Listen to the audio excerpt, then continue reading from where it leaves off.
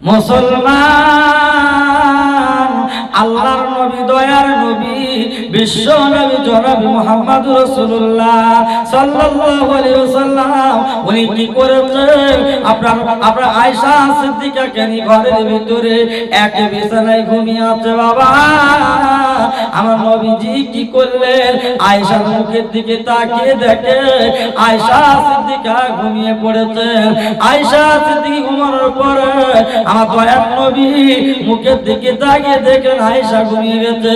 আমার নবী দেরি করলো না, উনি টুকটুক করে উঠে জান্নাতুল বাকির দিকে চলে গেলেন।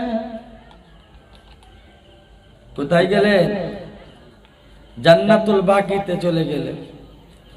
আয়েশা সিদ্দিকা উনি ঘুম ভেঙে গেল, তাকিয়ে দেখলেন পাশে কেউ নেই। আমার দয়ার নবীজি গেল কোথায়? গেল কোথায়? আমার দয়ার নবী, আমার স্বামী গেল কোথায়? যেহেতু আবু জেহেলের দলবল, উতবা উতাইবার দলবল, আমার তো স্বামীর মারার জন্য তারা প্রস্তুত, মারার করার জন্য রেডি। আজকে আমার স্বামী গেল কোথায়? আয়েশা উনি ভেঙে পড়েছে। বাবা, আয়েশা সিদ্দিকা রাদিয়াল্লাহু তাআলা আনহা উনি ঘরের চতুর দিকে তাকিয়ে দেখলেন, আহার আমার স্বামী নাই, আমার স্বামী গেল কোথায়? আমি আয়েশা জননী, আমার স্বামী যদি কোনো ক্ষতিগ্রস্ত হয়ে যায় আমি কি করে জীবন কাটাবো? আই প্রভু, ওরা আমার কালে আমার স্বামী যদি ইন্তেকাল হয়ে যায় আমি আয়েশা কি করে জীবন কাটাবো? এমনই কথা ভাবতে ভাবতে ভাবতে আয়েশা জমিদারি না করে উনি টুকটুক করে জান্নাতুল বাকিদের দিকে চলে গেলেন। গিয়ে দেখে আকাশের সাথে আর নবীজির মুখের সাথে হাতের তালুর সাথে একটা তসলারি ফাঁকা যেন দেখা যায়। আয়েশা ঘুরতে বার হয়েছে কোথায়? স্বামীর সন্ধানে। স্বামী কোথায় গেল? স্বামী গেল কোথায়? উনি দেখতে দেখতে গেলেন বড় এক কবরখোলা জান্নাতুল বাকিতে। গিয়ে দেখে আকাশের সাথে আর আমার বিশ্ব নবীর হাতের তালুর সাথে একটা তসলারি ফোকাস দেখা যায়। একটু জোরে বলা কেমন? আয়েশা সিদ্দিকা উনি আরো টেগে গেলেন, গিয়ে দেখেন আমার দয়ার নবী দোয়াই মগ্ন। সুবহানাল্লাহ, সুবহানাল্লাহ। আয়েশা দেখে বললেন, স্বামী গো, ও আমার প্রাণ প্রিয় স্বামী, আপনি টুকটুক করে উঠে এসেছেন। মনে মনে ভেবেছেন আমি ঘুমিয়ে পড়েছি, আপনি উঠে এসেছেন কেন?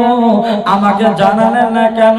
আমি তো ভাবতে গিয়েছিলাম আমার নবীর পেছনে বেঈমান নিষ্ঠুর নিদয়েরা আমার নবীর মারার জন্য সবসময় রেডি। ও নবী, আপনি এলেন কেন? একটুখানি মুখের দিকে তাকিয়ে দেখো, আমি অন্য কেউ না, আমি তোমার বিবি আয়েশা তোমার পেছনে হাজির। আমার দয়ার নবী ডেকে বলে, ও আয়েশা, ও আমার আয়েশা কালো হোমরা, ও আয়েশা আমার লাল টুকটুকু বিবি, তুমি ঘুমিয়ে পড়ো, তবে রাতের বেলা এসেছি আমার উম্মতিদের আজকের জাহান্নামে পুড়বে জ্বলবে।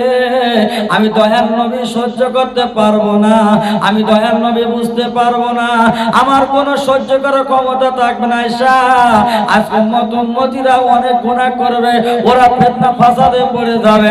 আজকে হাসরের মাঠে যখন আজকে আল্লাহ নিজে হাতে বিচার করবে, ও আকিমুল ওয়াজনা বিল কিসতি ওয়ালা তুকসির মিজান, দাড়ি পাল্লা আল্লাহ নিজে ধরবে। আজকের পাল্লা গুনার পাল্লাটা ভারী হয়ে যাবে। আমি দয়ার নবী কি করে সহ্য করব? এই জন্য আমার উম্মত যাতে জান্নাতে যায়, যাহার কারণে আমি জান্নাতুল বাকিতে দাঁড়িয়ে আমার উম্মতের জন্য আমি দোয়া দরখাস্ত লিখতে আয়েশা। আয়েশা, তুমি কি ক্ষতি করলে? আয়েশা সিদ্দিকা রাদিয়াল্লাহু তাআলা আনহা ডেকে বলতে, স্বামী গো, আমি এসেছি একটাই কারণে, আপনার পেছনে অনেক দুশমন আছে যাতে আপনাকে ক্ষতি না করতে পারে। আমি এই ভয়তে আমি আমার আরামের বিছানাটাকে লাথি মেরে আমি খোঁজে এসেছি আমার দয়ার নবী কোথায়। স্বামী গো, ও দয়ার নবী, ওগো বিশ্ব নবী চলুন বাড়ি চলুন। আয়েশা আমি বাড়ি যাব না, তুমি এখন বাড়ি চলে যাও, যতক্ষণ পর্যন্ত আল্লাহর সাথে আমি সাক্ষাতে কথা না বলতে পারবো। আয়েশা ডেকে বলো, নবী গো আমি বাড়ি যাব, কি করে থাকবো, আমি একা থাকার কোনো লাইন, আপনি বাড়ি চলুন। ও আয়েশা তুমি ঘাবড়ে যেও না বিবি, তুমি বাড়ি চলে যাও, চলে যাও, আমার আল্লাহর সাথে আমি সাক্ষাতের কথা বলবো।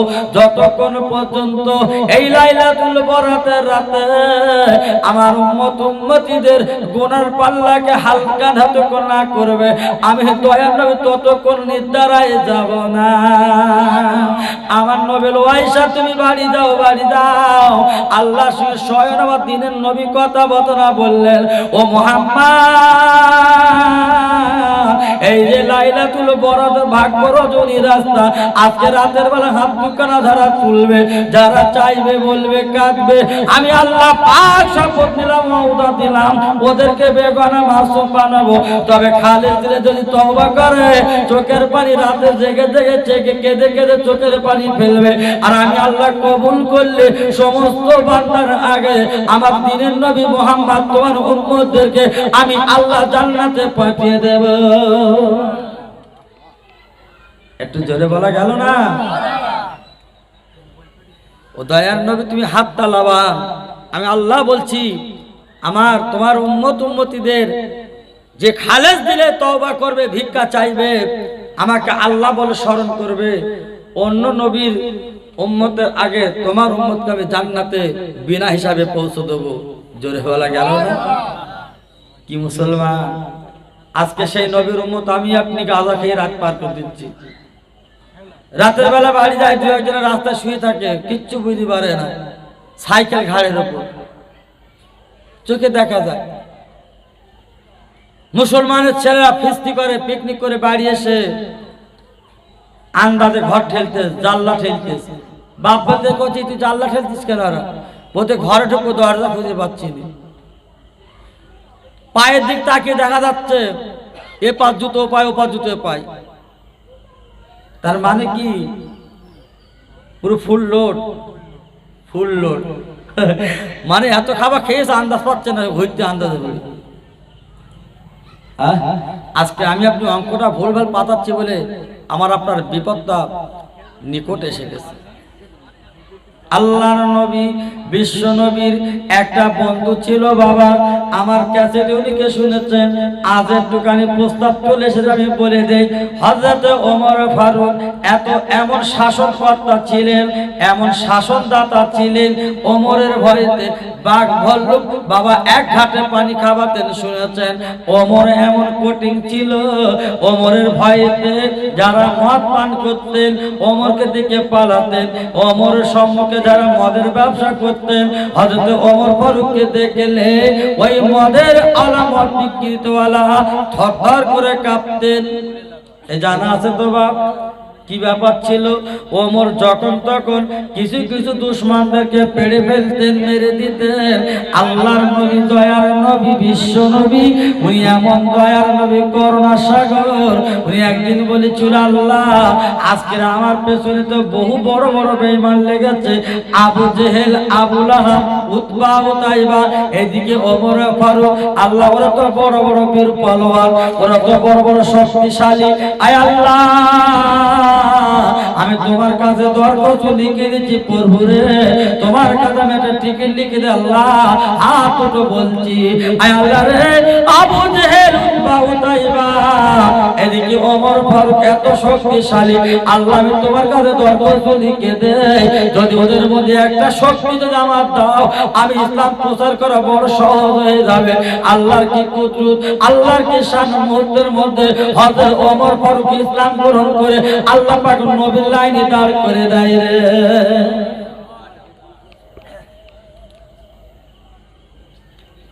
কি শাসনকর্তা ছিল বাবা! ওমর ফারুকের লাইনে দাঁড় করে দিলেন কাকে? আমার দয়ার নবীর সম্মুখে ঢাল বানিয়ে দিলেন।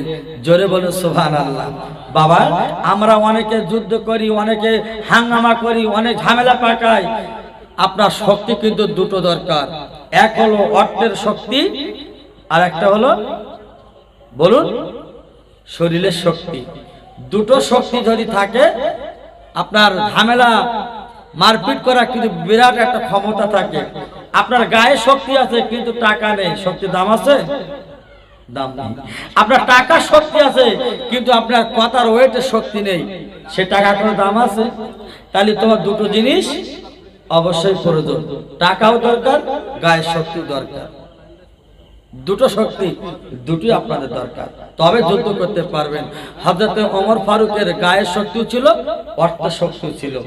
আল্লাহ রাসূল দেখে বলছে, আল্লাহ, ওরা তো বড় বড় বীর পালোয়ান, ওদের টাকা আছে, পয়সা আছে, ওদের অনেক অট্টালিকা, গায়ের শক্তি, অনেক মেশিন পাত্র আছে, আমার তো কিচ্ছু নেই। আল্লাহ, আমি তোমার কাছে দরখাস্ত লিখছি, কি একটা শক্তি যদি আমার দাও, আমার ইসলামটা প্রচার করা বড় সহজ হয়ে যাবে।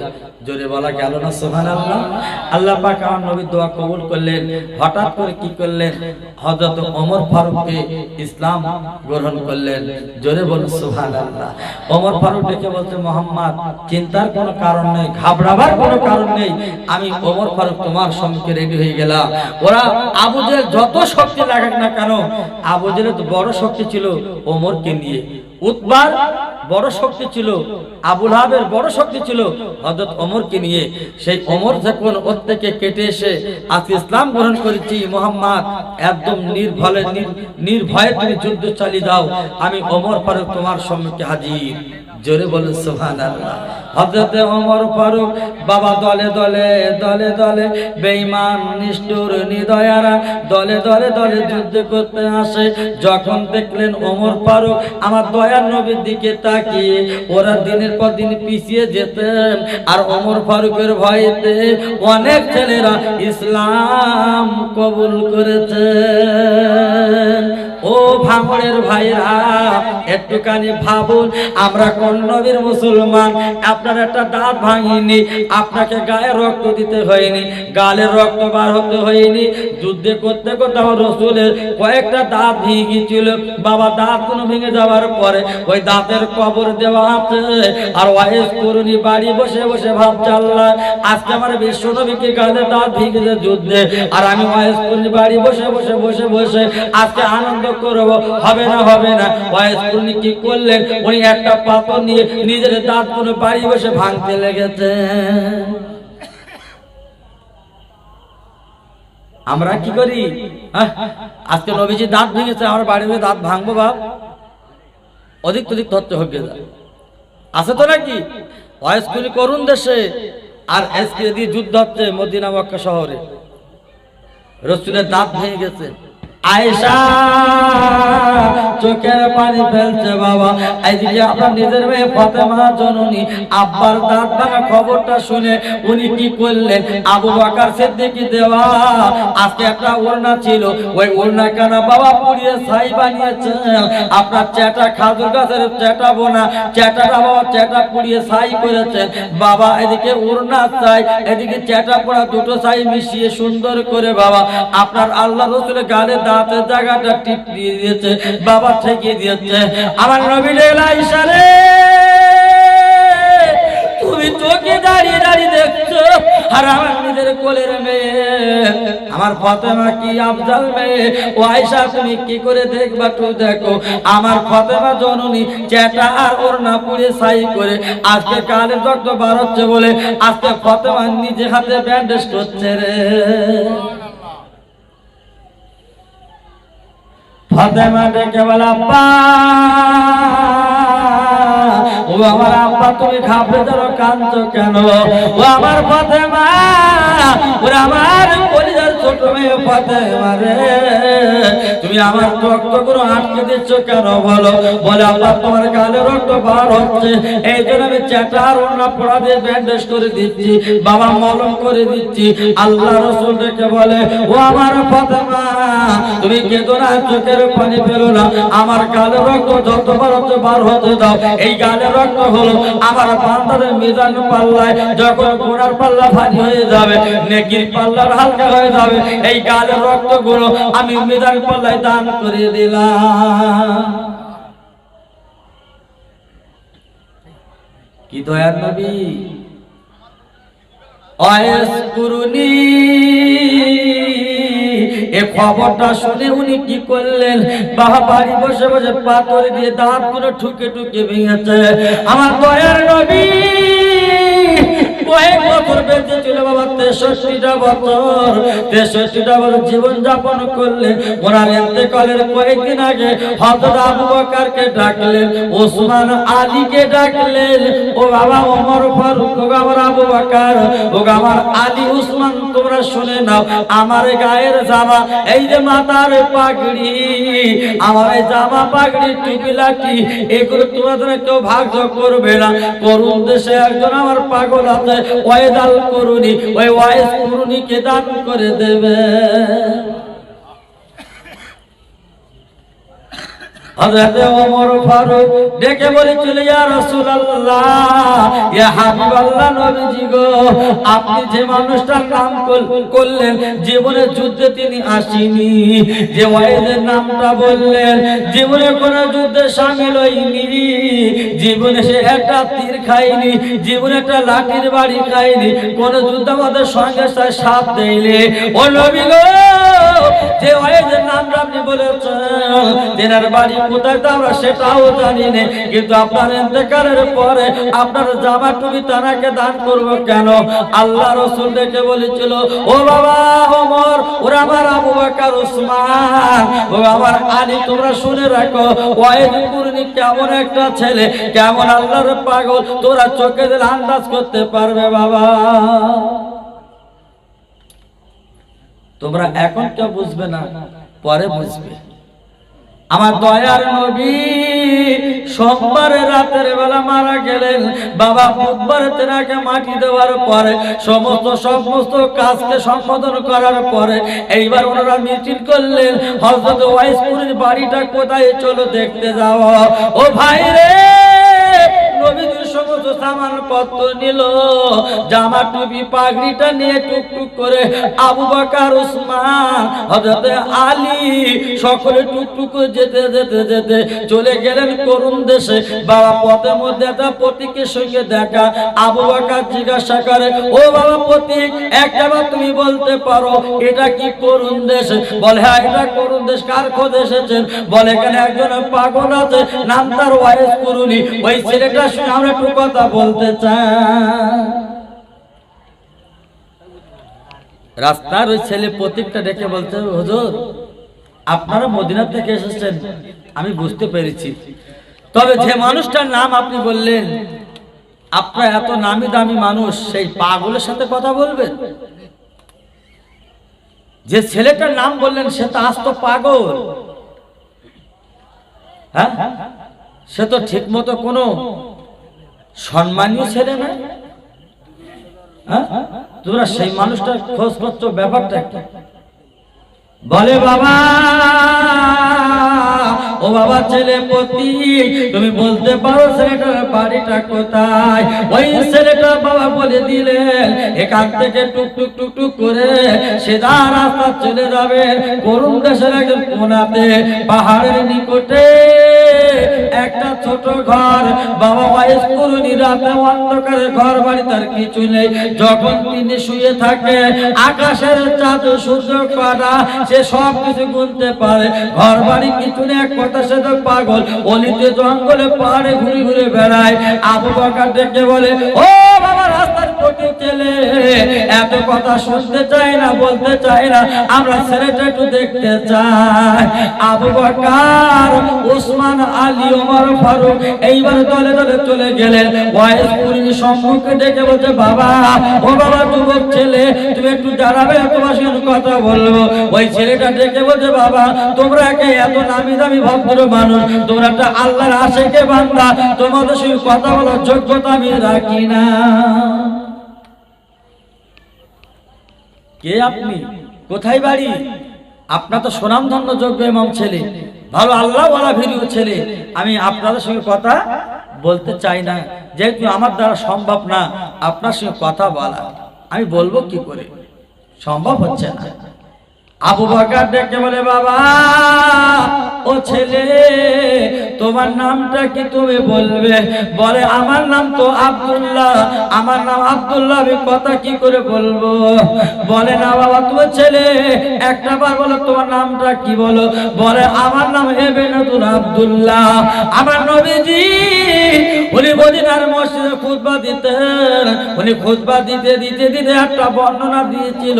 সেই বর্ণনা হযরতে ওমর ফারুকের মাথায় বাবা শোনা আছে কি, হযরতে ওয়াইজ কুরুনি যখন তেনা সন্ধানে যাবে, এই করুণে বহু ছেলে পাবে। ওয়াইজ কুরুনি কিভাবে তুমি বুঝবে বাবা?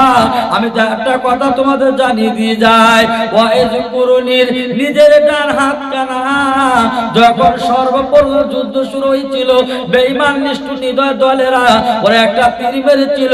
ওই তীর কানা ওয়াইজ কুরুনি নিজের ডান হাত দিয়ে ঠেকিয়ে দিয়েছিল। হাত কানা ফাড়া ছিল বাবা, কাটার দাগ আছে। ওই দাগ কানা যে দেখতে পাবে বুঝতে পারবে ওটা হলো অরিজিনাল ওয়াইজ কুরুনি। সবাই চিল্লে বলুন সুবহানাল্লাহ। ওয়াইজ কুরুনি ডেকে বলছে, ও আবু বকর, আমাকে ওয়াইজ কুরুনি কেন বলছো?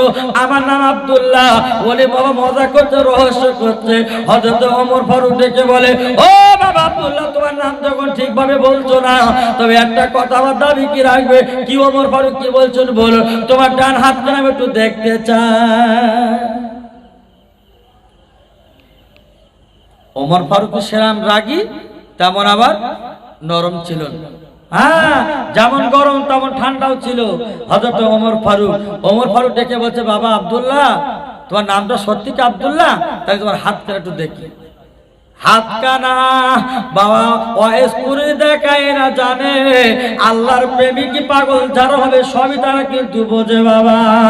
তাই যদি না হয় পাগল কোথায় কোথায় চুরি আছে, যারা দিল্লিতে গেছেন চোখে দেখেছেন, যারা আজমিরি গেছেন চোখে নজর দেখেছেন, সবচেয়ে মুজাদ্দেদ আল-ফেসানি যিনি পাঞ্জাবে জমিনে ঘুমিয়ে আছেন, এমন জীবন তিনি তৈরি করেছেন। দিল্লির আকবর তিনি বেঈমানিত্ব করেছিলেন এককালীন।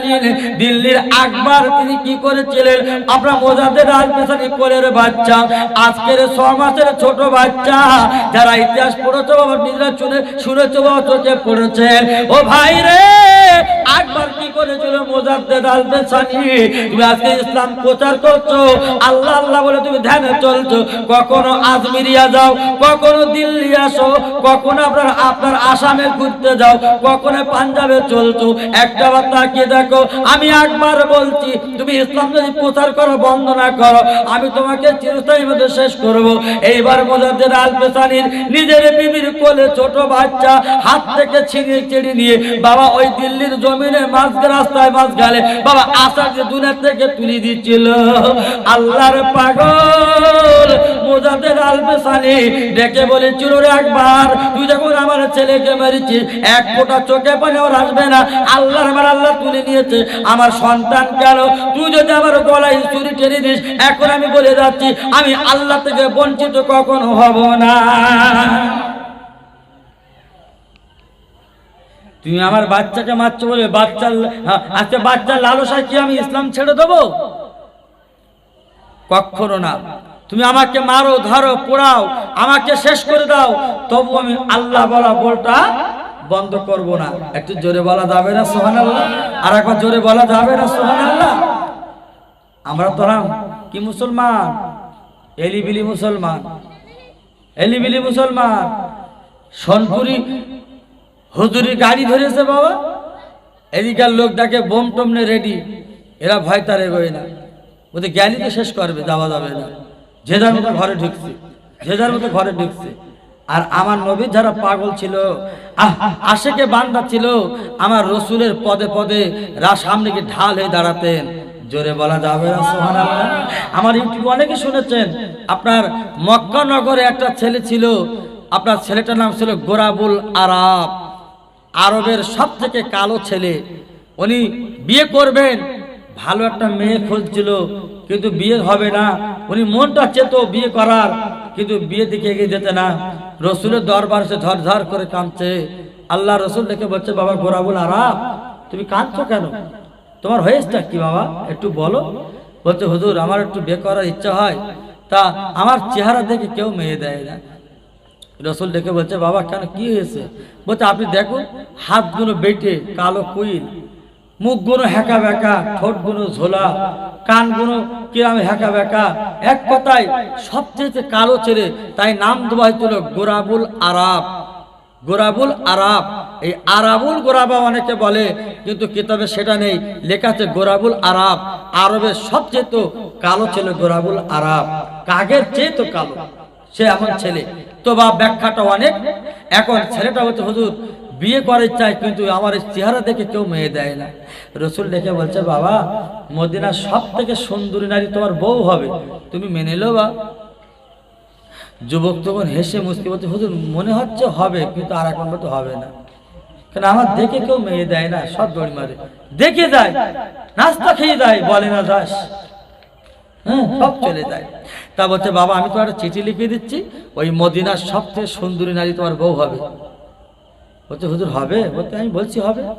উনি কি করলেন, একটা চিঠি লিখে দিলেন, মদিনার সুন্দরী নারীর পিতা, ও মদিনার সুন্দরী নারীর পিতা, আজকে আমি তোমার কাছে একটা ছেলে পেটেলাম, ছেলেটার নাম হলো গোরাবুল আরাব, একে তুমি স্বামী বলে মেনে নিও, ইতি আমি উকিল বিশ্ব নবী সাল্লাল্লাহু আলাইহি সাল্লাম। একটু জোরে বলা যাবে না?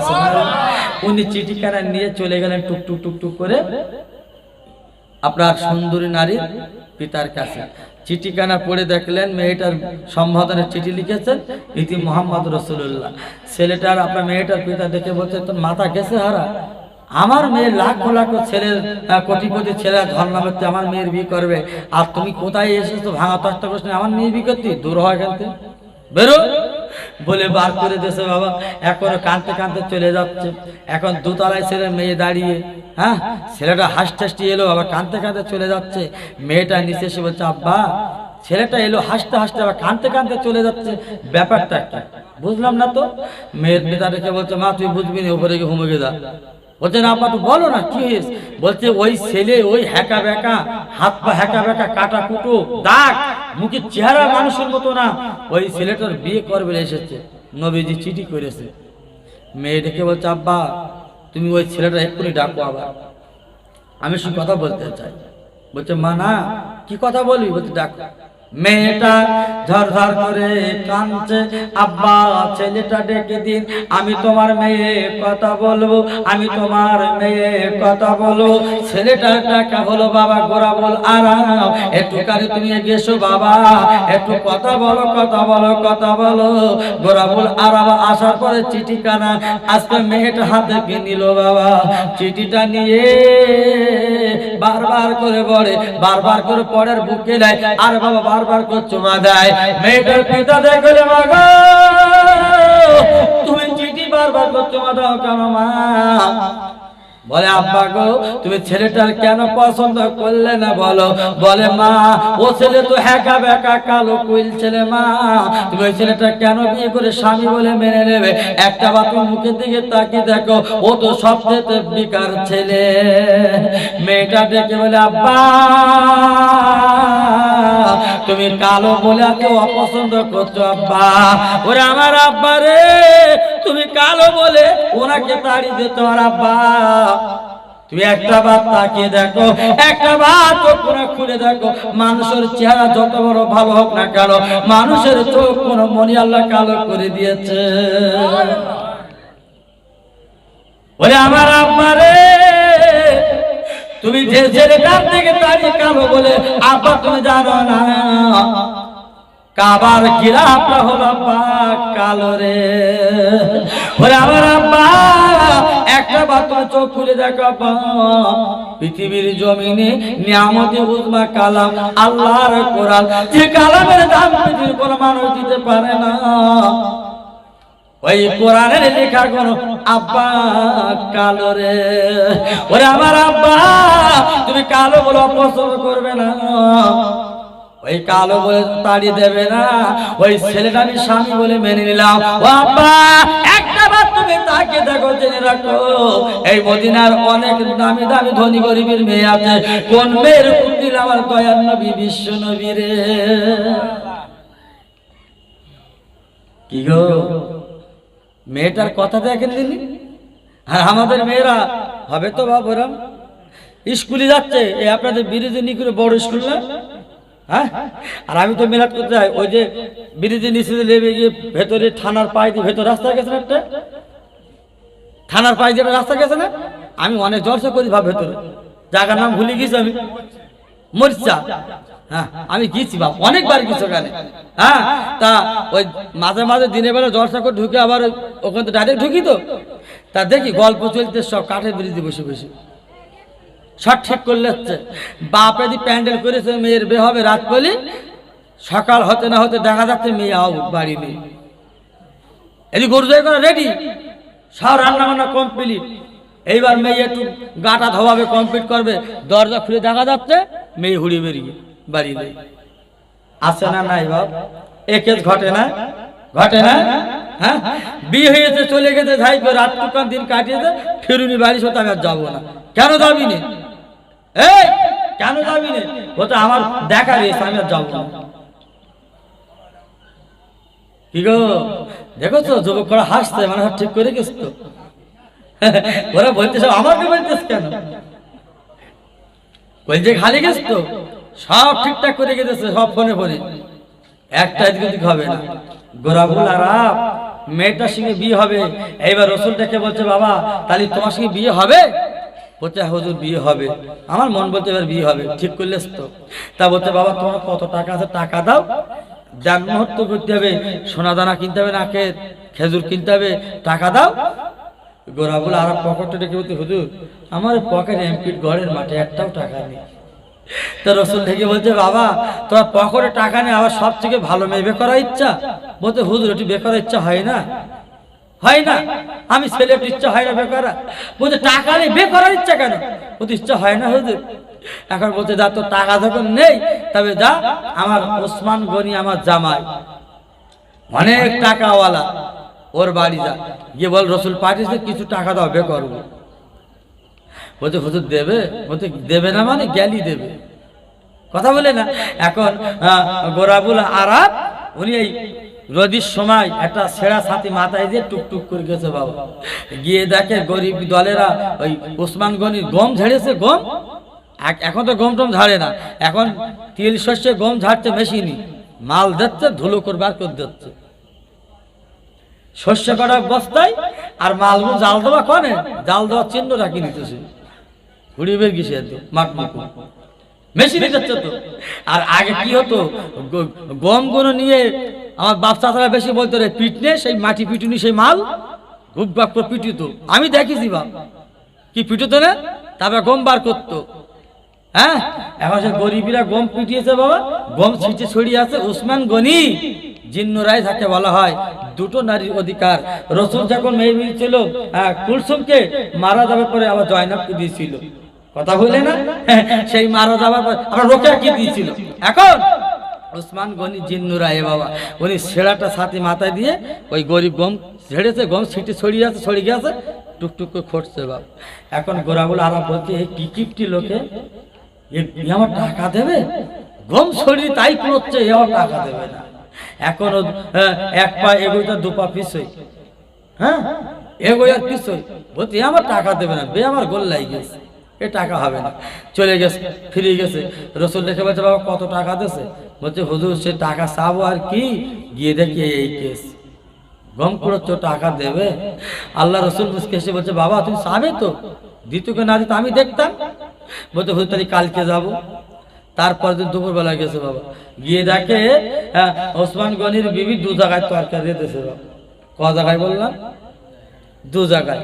এখন হুড়কনে ঘুরতে শুধু পোর পিটবে, দু জায়গায় রেদিস কেন, এই বল দু জায়গায় রেদিস কেন?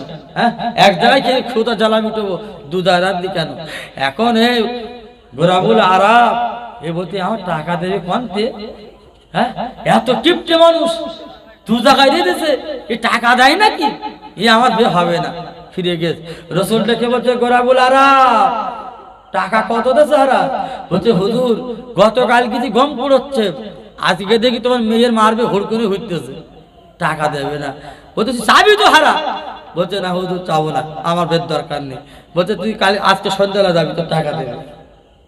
ও কি করেছে, সন্ধ্যা হতে না হতে বাবা গুষ্টি কাছে গেছে, টুকটুক করে গিয়ে দেখে ওই লম্প টেমি, তোমরা কি বলো লম্প তো আমাকে টেমি বলতো, এখন কারে সে টেম্পি লম্প ঘুরে বেরিয়েছে তারা লে যায়, দোকানেও পাওয়া যায় না। সেই পাটের বাতি, ন্যাকড়ার বাতি, কেরাসিনে জ্বালাতো টেমি, সেই লম্প দাও দাও করে জ্বলতেছে। যে ঘটি গরম, যে টেমি ঘটি গরম দেখেননি, দাও দাও করে জ্বলে, সেই রকম জোরে জোরে জ্বলতেছে লম্প। এখন ওসমান গনি দেখে বলতে, তুই জ্বলতেছিস কেন, লম্প জ্বলতেছিস কেন, তেল বেশি খাবে, তেল বেশি খাবে। এ রাস্তায় দাঁড়িয়ে ভেবতে শুধু, আল্লাহ এ কি কোটিং মানুষ, এ আমার টাকা দেবে নাকি, এ দেওয়া লোক না, এ হবে না, ও ফিরে আসবে। এখন বলতে আজকে চাবো ঝা করে খোদা, আজকে চাবো ঝা করে খোদা। এখন পেছন দিকে ওই ইনকাম করছে, ওসমান গনি পিছনে তাকিয়ে দেখে এক কালো ছেলে দাঁড়িয়ে। কে বাবা, তোমার বাড়ি কোথায়, কি ব্যাপার, এখানে ইনকাম করছো, কি হয়েছে কি? বলছে হুজুর বিয়াদবি নেবেন না, হ্যাঁ রসুল পাঠিয়েছে, কিছু টাকা যদি দিতেন আমি বে করবো, একটু দেন মোহরের টাকা। কে পাঠিয়েছে? বলছে রসুল পাঠিয়েছে। বাবা বস, শিগগির বস, এখানে বস। ও নাস্তা পানি দেওয়ার পরে বলতে, বাবা কত লাগবে? বলতে আপনি যা দেবেন তাই নেবো। বলতে ঘরে কোনায় যা, থলি ঝুলো নিয়েছে, ওখান থেকে খামসামে নিয়ে যা, ঝাল আগে তুলে চলে যা, আবার পরে আবার আসিস। এ তখন বলতে, হ্যাঁ 3 দিনে যে 3 বাচ্চারই 3 মুঠো হতো, কি সব প্রকাশ করেছে। হ্যাঁ আগে তাহলে আরো ভালো হতো, এখন ও কি করেছে, 1 মুঠো লেসে কায়দা কর, লেবার পর বেরিয়েছে। ওসমান গনি রেখে বলছে, গোরা বলে আর কত লেসো? বলতে হুজুর লিসে 1 খামসায়। বলে গুনে দেখিসনি? বলতে না। বলতে আবার লাগে, আবার আসিস। ও তখন ভাবতে ভুল কাজ করেছে বিরাট, তাহলে 2 খামসানি দুবার হতো, আর তো আসা হবে না। হ্যাঁ 2 খামসা দুবার নিলে ভালো হতো। উনি টাকা নিয়ে রসুলের দরবার তুলে, ইয়া রাসূলুল্লাহ, ইয়া শাফিউল মুযনাবি, ইয়া খাতিম, ইয়া রাসূলুল্লাহ আপনি চলে এসেছি, টাকা দিয়েছি, দেখেন দেখেন। আমার নবী ডেকে বলে, ওসমান ও আলী আপনার গোরা বল আরাম, তুমি কত টাকা নিয়েছো? বলে আমি কোনো গুনাগুনি কিছু করিনি, আপনার জামাই বলেছে খামসা মেরেলে যত টাকা হবে তোর হবে, যা, আবার আগামীতে যদি লাগে আবার এসে নিয়ে যা, যেহেতু আমার নবীজি তোকে পাঠিয়েছে। সবাই চিল্লে বলুন সুবহানাল্লাহ। ও মুসলমান, আমরা কত ধরনের মুসলমান জানো না? আজকের রমজান চলে এসেছে, অনেকে যাকাত পাবরা ফরজ হয়ে গেছে, জাকাতের টাকা দেয় না। বাবা লরিত করে চলে যায় কলকাতায়, সবচেয়ে নামি দামি কাপড় কেনে না, সবচেয়ে বাবা গোটাও পচা শাড়ি কিনে নে। বাবা মাইক হেঁকে বেড়াচ্ছে, হাজি সাহেব আয় আয় আয় আয় চলে আয়, আমি তোদের বস্ত্র দান করবো। বাবা বস্ত্র পরে তারপরে গা দিয়েছে, সব ধুয়ে খালাস হয়ে গেছে। বা আছে না অনেক হাজি আছে নাই বাপ? হ্যাঁ গরিবী মাল কিনেছে, গরিবীর মাল, গরিবীর দেবে। কি মাল কিনেছে?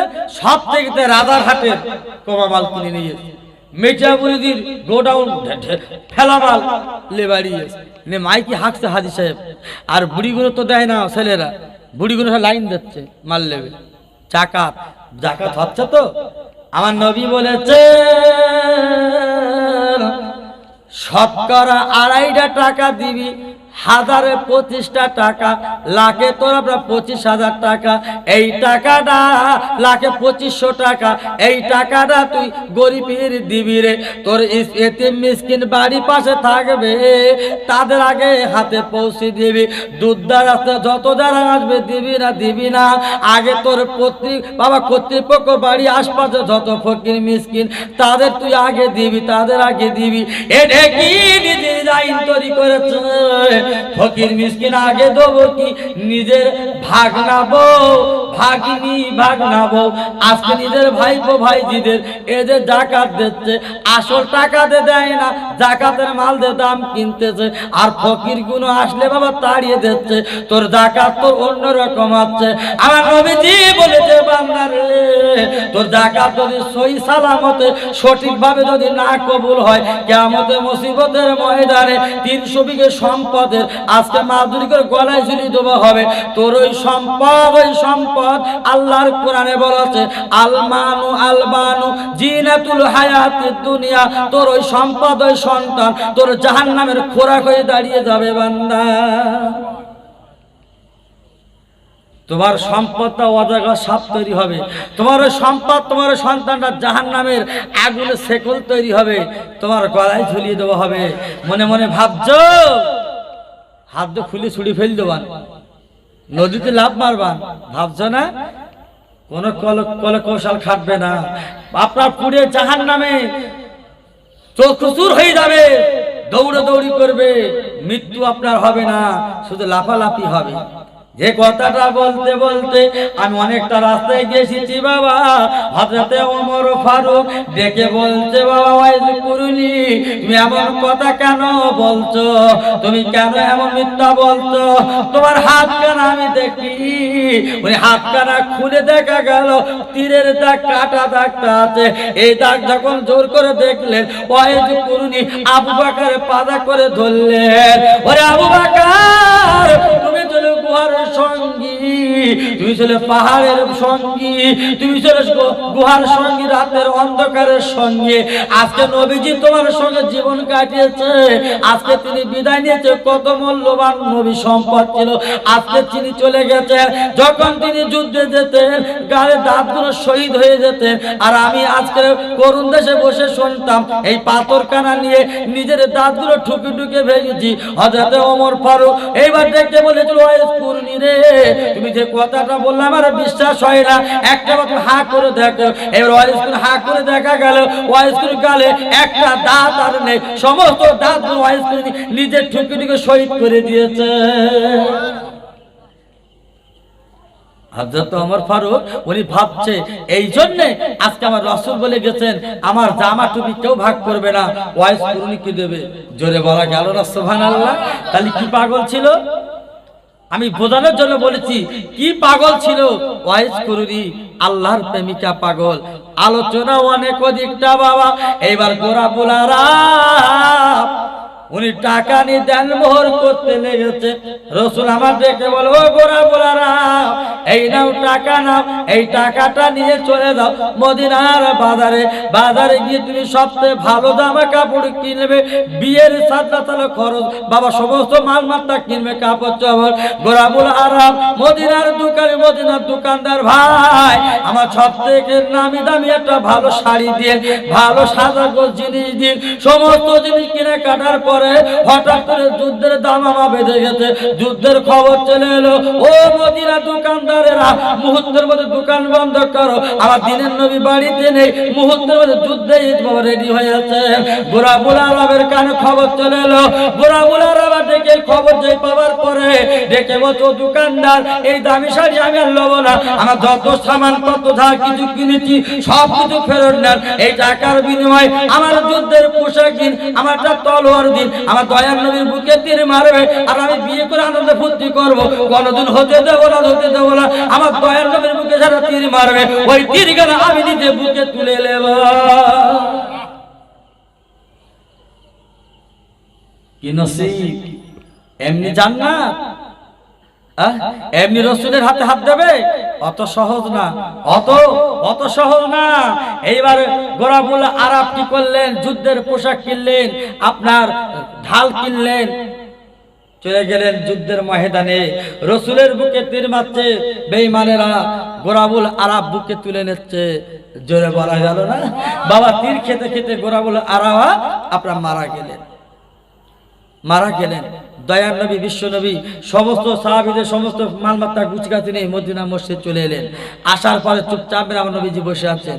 মদিনার সেই মেয়ে এইবার খোঁজে চলে এসেছে মদিনার মসজিদে। আসসালামু আলাইকা ইয়া রাসূলুল্লাহ, ইয়া হাবিবাল্লাহ নবী গো, ও দয়ার নবী, বিশ্ব নবী গো, আপনি যে ছেলেটার জন্য চিঠি করেছিলেন, ও নবী, যে ছেলেটার জন্য চিঠি পাঠিয়েছিলেন, সেই ছেলেটা আমার বিয়ে করতে কেন গেল না? আমি বিয়ের জন্য আমি বসে আছি, ছেলেটা আমার বিয়ে করতে আসবে, এখন বিয়ে করতে কেন গেল না? আমার নবীটি বলে, মা, ও মদিনার সুন্দরী নারী মা গো, আমি দয়ার নবী চিঠি করেছিলাম, আবার বলছি মা, তোমার সঙ্গে বিয়ে হবে না। তিনি জীবনের মতো দূরের থেকে পর্দা নিয়েছে, আর তোমার সঙ্গে বিয়ে হবে না। মেয়েটা ধর ধর করে কাঁদে, ইয়া রাসূলুল্লাহ নবী গো, ইয়া হাবিবাল্লাহ নবী গো, যে ছেলেটার সঙ্গে বিয়ে হলো না, এই দুনিয়ার জমিনে আমি কি করে মুখ দেখাবো? আমি কি করে আমি তার সঙ্গে বিয়ে করব? আমার নবী বলে, মা, তুমি কেঁদো না, চোখের পানি ফেলো না, আমি দয়ার নবী তোমাকে বুঝিয়ে দিলাম, বলে দিলাম কিয়ামতের মুসিবতের ময়দানে আল্লাহ যখন নিজে বিধান আকাশ করবে, ওই দিন ওই ছেলেটার সঙ্গে তোমার বিয়ে হবে, জান্নাতে দেখা হবে। মা কেঁদো না, চলে যাও, তোমার সঙ্গে আল্লাহ পাক তোমাদের জান্নাতে বিয়ে দেবে। একটু জোরে বলা যাবে না সুবহানাল্লাহ? একটু দরুদ পড়ুন, আল্লাহুম্মা সাল্লি আলা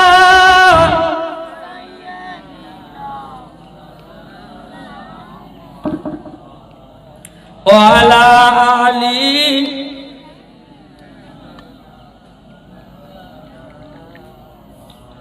দয়ার নবী সোনার ছবি রাস্তা দিয়ে যায়, আর বেঈমানরা পাগল বলে পাথর মারে গায়। রক্ত ঝরে বারে বারে ওই নবীজির গায়। আমার সালাম পৌঁছে দেব আমার সোনা নবী রওজায়। আল্লাহুম্মা সাল্লি আলা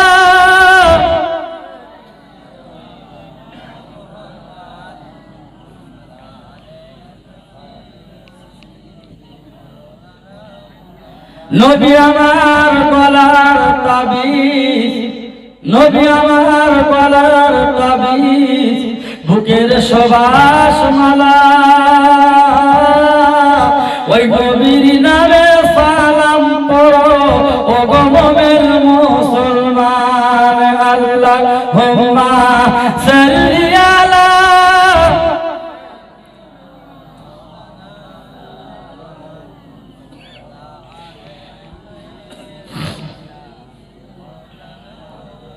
একটু জিকির করুন, লা ইলাহা ইল্লাল্লাহ, লা ইলাহা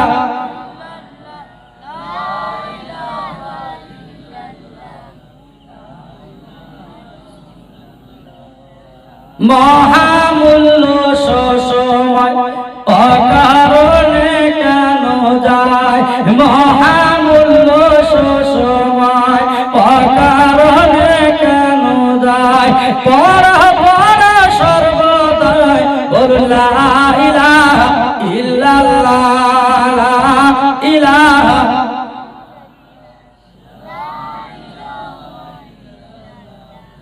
মুহাম্মাদুর রাসূলুল্লাহ। আল্লাহুম্মা সাল্লি আলা